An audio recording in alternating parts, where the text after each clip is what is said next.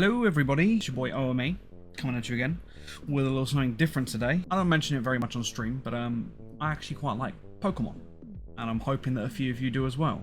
I don't show it off too much considering that everything's kind of Halo around here and Ubisoft shoved off into the corner for some reason, and you know, you've got that one little guy there usually peeking over my shoulder, and that's about it. I'm sure you know that obviously Pokemon Legends Arceus is coming out. Arceus, however you say it. It's coming out at the end of the week. I'm really excited for it. It's giving me an excuse to pick up my Switch again, which I haven't done since Sword and Shield, funny enough.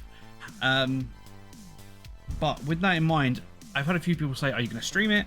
Do I want to make content on it? And I've never really considered it before. I never thought it'd be something that anyone that watches me would want to see. Planning for that, I decided that I needed something added to my little setup, and that is where this little guy comes in. That's what we're going to be taking a pic at today. So before I carry on talking about that, let's jump into the unboxing.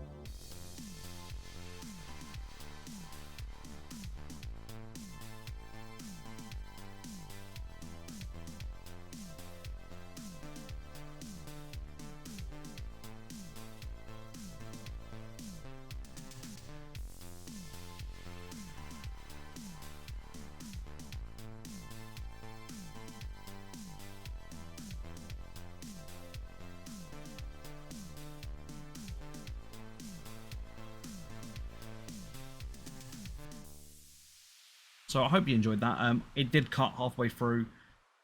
My phone's terrible now, and the battery life is like fully stuffed, and it dies real quick, especially when recording or doing anything that isn't making phone calls. But anyway, so I'm hoping it came out all right. I'm hoping it did. So this guy,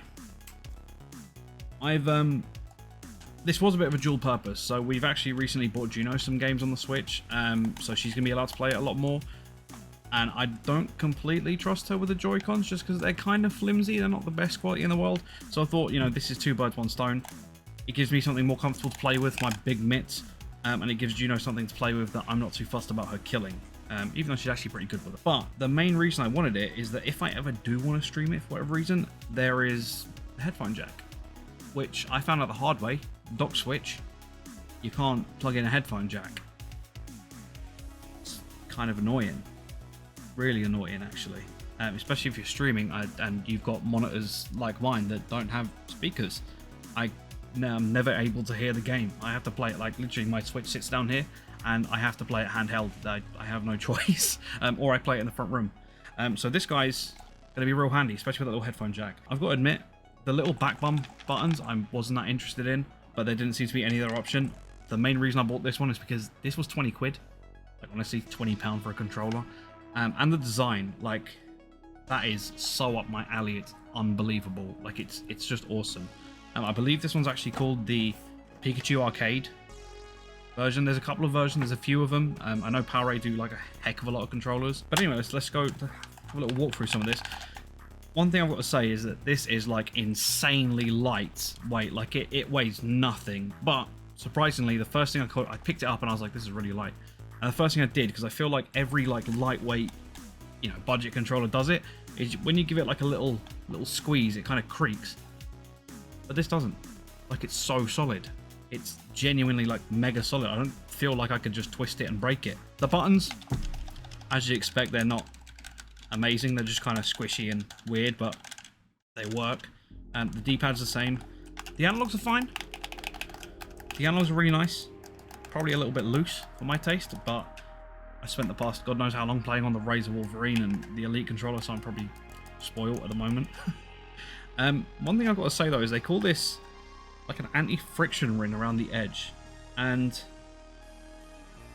I mean, I've seen it before on other controllers, like on the Elite, but I feel like the whole point of that is like to make it smooth, but usually that's also to stop the wear on the stick and stuff, and it's supposed to be like a metal stick on a metal ring to stop the wear down of plastic. This is just a smooth piece of plastic put on the inside of a more plastic on a plastic stick, so I feel like that whole smoothness is going to wear off really quick, especially if you're playing something that requires a lot of like maxing out your sticks, so like Mario Kart. The triggers and stuff are really nice.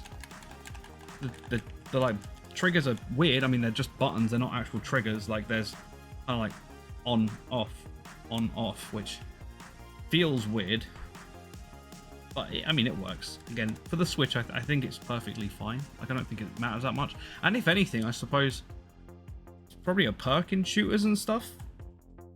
Maybe not in racing games. Racing games might be a bit of a hindrance, but I can't imagine that there are many like crazy realistic racing games on Switch.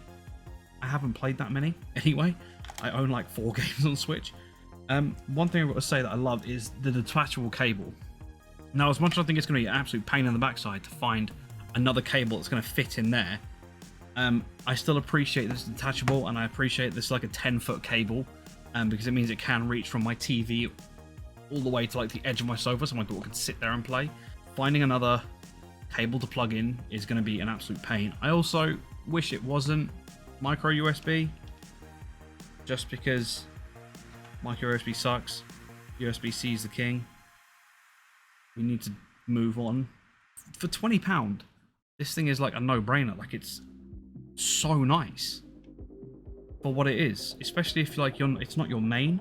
Obviously, if it's your main, probably go and buy a nicer controller, something with a bit more weight and a bit more quality to it.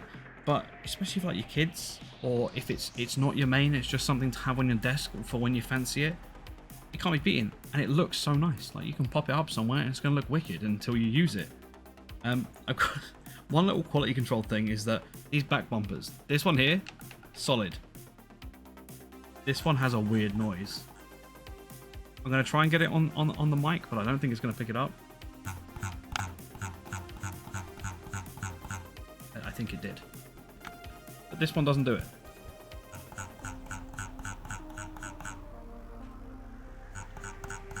It's going to get on my nerves. It's the Razer keyboard springiness all over again. What more can I say? I like it. I'm planning on using it a lot.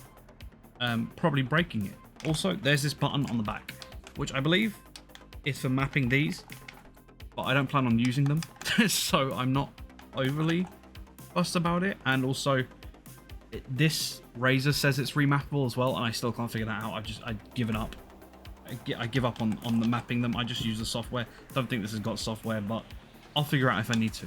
Either way, if you enjoyed the video, please consider dropping a sub. I'd really appreciate it. I'm really trying to like grow the channel, and I'm trying to think of newer stuff to do. I'm trying to like not just do Halo and do other stuff. I've got a couple of Secret Lab videos coming, one of them being held up by my daughter, who decided she was going to stack and scratch her face up, so that's going to have to wait. But I'm trying to make more diverse stuff, and you know, 2 months until Royal Champions comes out, it's going to be a big part of this channel, hopefully, and my streams. But either way, again, if you've enjoyed it, please drop a sub. Consider dropping a sub. Let me know what you guys think of this controller in the comments down below. And if you want to chat to me live, please consider coming into our Twitch streams. I mean, we've been doing a lot of Farm Sim lately. We do some Halo. Honestly, we played quite a lot of different stuff. But I'll see you guys later. Bye.